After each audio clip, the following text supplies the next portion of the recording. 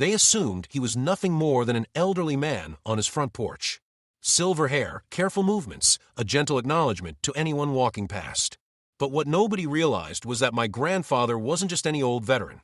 He was the person who instructed Black Ops teams on how to combat, endure, and disappear without leaving a trail. His quietness wasn't frailty. It was composure. And that composure made him the greatest danger to Patricia Moore, the newly elected HOA president who controlled our community like her personal empire.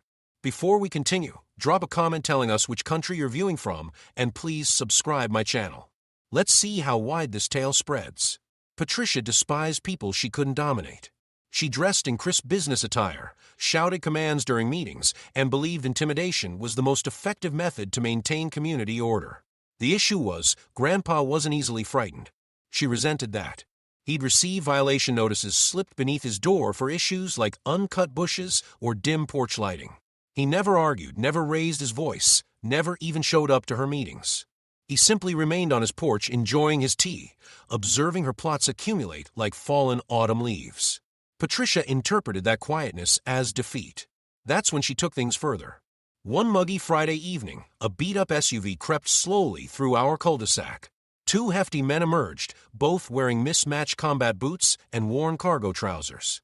Their vests were the type you'd purchase online for $50, but across the front in bold white lettering were the words, HOA, Officer. They held clipboards and had walkie-talkies attached to their belts like children pretending to be grown-ups. Yet they approached Grandpa's driveway with the arrogance of men who believed they controlled the neighborhood. "Sir," the taller one shouted, "we're performing a compliance check. HOA enforcement unit."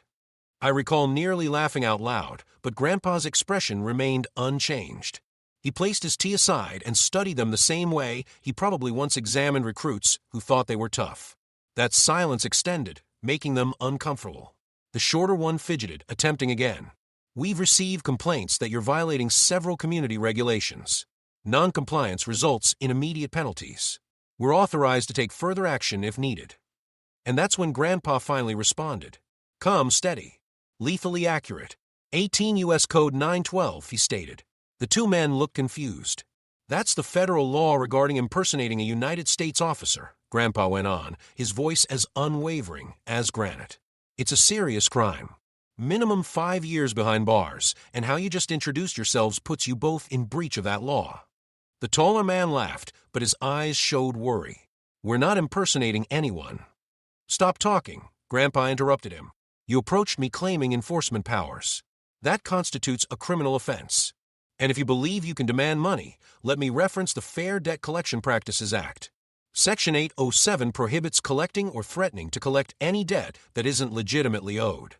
So unless you want federal criminal charges attached to your records, I recommend you clarify who Patricia sent you here as." The quiet that came next wasn't weakness. It was the sound of two fraudsters understanding that the old man on the porch wasn't a victim. He was the hunter. "Listen, old-timer," the tall one said, crossing his arms over that cheap vest. "You can recite statutes all day long, but if you don't obey Patricia Moore's regulations, there will be repercussions." The shorter one grinned. "Serious repercussions." Grandpa didn't react. He just stared until they became uncomfortable enough to retreat. They grumbled something about final notices and stormed back to their SUV, speeding out of the cul-de-sac like they'd actually achieved something. Most people would have dismissed it. Not him. He recorded everything, every statement they made, every false assertion they presented. He submitted a written complaint to the HOA office the following morning, including photographs of the phony badges they displayed and the make and model of their vehicle. Then he walked straight to Patricia Moore's residence. She answered the door wearing her signature smirk, dressed as if she were heading to court. Grandpa placed the report in her hands, his tone brief but courteous. "These two individuals are impersonating law enforcement officers using your authority," he said. "It ends today." Patricia didn't even look at the documentation. She crossed her arms and leaned against the door frame, her voice filled with arrogance. "You don't set the rules here," she said coldly. "You obey them or you relocate somewhere else." Grandpa tilted his head. "So you're acknowledging they're employed by you?" Patricia smirked. "I don't acknowledge anything, but I'll tell you this. You're too elderly to be acting like an attorney. If you continue resisting, things could become more difficult for you. Much more difficult." Most men would have lost their temper right then. But Grandpa simply acknowledged her words, pivoted, and departed. Silent once more, patient once more. That evening, his patience was challenged. Around 1:30 a.m., motion sensors activated outside the house. Grandpa, sitting at the kitchen table with a mug of black coffee, remained still. He just listened. Metal rattling, a garbage can falling over, the sound of boots on gravel, then the harsh crack of splintering wood. The following morning, our mailbox was in ruins. The trash can was demolished, kicked so violently it split along the side. Patricia's message had been sent. Submit or suffer. But here's what she didn't understand. Grandpa always came prepared. Days before, he had installed a small surveillance camera beneath the porch overhang, positioned perfectly to monitor the driveway and street. The recording was perfectly clear. The two fake HOA officers laughing as they attacked the mailbox with a crowbar. One of them even struck a pose in front of the camera without knowing it was there. Grandpa didn't explode with anger or curse. He simply backed up the video to 3 different storage devices and started writing his next report because he understood that Patricia believed silence meant submission. But this time, silence meant her destruction was already underway. If you're enjoying this HOA tale so far, hit like and subscribe because this story is just getting started. Grandpa didn't rush to the HOA office with his video evidence. He discovered long ago that the most devastating counterattack is the one no one anticipates. Instead, he contacted me. Together, we examined the security footage moment by moment. The faces were distinct, the crowbar clearly visible, even the SUV's license plates gleaming in the darkness. That was everything we required. Grandpa submitted a formal complaint straight to the county sheriff's department. Along with the video, he included copies of the fraudulent penalties Patricia had sent him. $150 for failure to maintain lawn symmetry, $200 for unauthorized porch furniture, and an outrageous $500 lien threat for refusal to comply with HOA regulations. None of it was lawful, and every citation bore her signature. The sheriff acted quickly. Impersonating law enforcement is a felony under 18 U.S. Code 912. Property destruction, even something as minor as a mailbox, is a crime under 18 U.S. Code 1705. And harassment through fraudulent fines violates both state consumer protection laws and the Fair Debt Collection Practices Act. Grandpa had constructed a bulletproof case step by step. But Patricia wasn't ready to surrender. 2 days later, the white SUV returned. This time, the same 2 fake HOA officers got out, crowbar in one man's grip. They weren't just delivering a warning anymore. They were coming for Grandpa, his property, and whatever they could take. Grandpa gave me a signal, and we headed toward the garage, moving slowly and deliberately. The cameras were already recording. The men broke through the side door. Old man, one sneered. You're going to start paying Patricia's penalties, or next time, it won't be just your mailbox. Grandpa's voice remained calm and steady. Leave now while you have the chance. They refused. The one carrying the crowbar attacked first, swinging at Grandpa's ribs. Bad choice. Grandpa blocked it, moved inside his reach, and twisted until the man's wrist snapped and the crowbar clattered to the ground. A precise blow to the thigh brought him down, screaming. The second attacker rushed toward me, charging forward. Before I could respond, Grandpa intercepted him. An elbow strike to the chest, a leg sweep, and the man crashed onto the concrete with a heavy impact. In under 10 seconds, both were down, groaning, and immobilized. The men gasped, holding their sides. One coughed up blood and demanded, "Who are you?" Grandpa bent down, his voice quiet and controlled. "The man who trained your betters. Black Ops, class of 72. You boys don't even measure up." Before the surprise could leave their faces, headlights illuminated the driveway.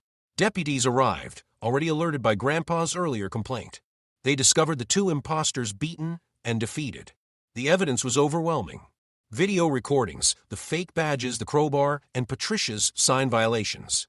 Officers emerged, weapons ready. Patricia Moore herself came marching behind them, screaming like the ruler of a collapsing kingdom. "Arrest this man," she shrieked, pointing at Grandpa. "He attacked my officers, my HOA officers." The deputies hesitated momentarily.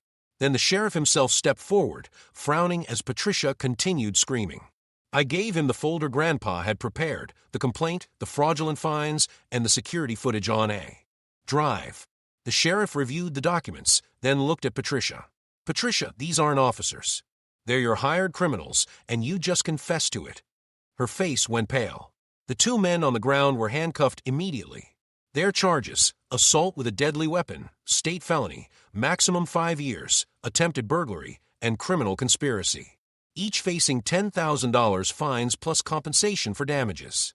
For Patricia Moore, impersonating law enforcement, 18 U.S. Code 912, felony, up to 3 years in federal prison. Mailbox destruction, 18 U.S. Code 1705, another felony, up to 3 years in prison and a $250,000 fine. Property damage for the trash can, the sheriff's office assessed it at $1,200, which under state vandalism laws meant triple damages, $3,600 owed to Grandpa. Fraudulent fines and lien threats violating the Fair Debt Collection Practices Act and state consumer protection statutes. The county prosecutor demanded $25,000 in restitution be returned to residents who had been deceived with her fake citations. The sheriff placed Patricia in handcuffs immediately. Her screams echoed down the street, but nobody came forward to support her. Even her supposed board members had gone quiet, realizing their signatures were on illegal fines too. Within weeks, the consequences were complete. Patricia was charged with 4 federal counts and 3 state charges. The thugs accepted plea agreements, but still left with felony convictions and tens of thousands in restitution payments. The HOA's insurance company canceled their coverage entirely after the fraud was exposed, leaving the association financially ruined. A civil court later disbanded the HOA, citing systematic abuse of power and criminal behavior disguised as neighborhood management. And Grandpa, he collected every dollar of restitution, plus reimbursement for legal expenses. Standing on that porch again, coffee steaming in his hand, he summarized it with one statement: silence isn't weakness. Sometimes it's just waiting for the perfect moment. And that's how 2 fake HOA officers and a power-hungry president learned the hard way. You don't mess with a man who once trained black ops. The thugs left with criminal records. Patricia lost everything, and the HOA itself was eliminated. Grandpa didn't need to yell, make threats, or engage in politics. He allowed the law, the evidence, and his own quiet strength to speak for him. What's your take, everyone? Did Patricia and her fake officers get exactly what they had coming? Leave a comment below. I'd love to know what you would have done in this situation. The end.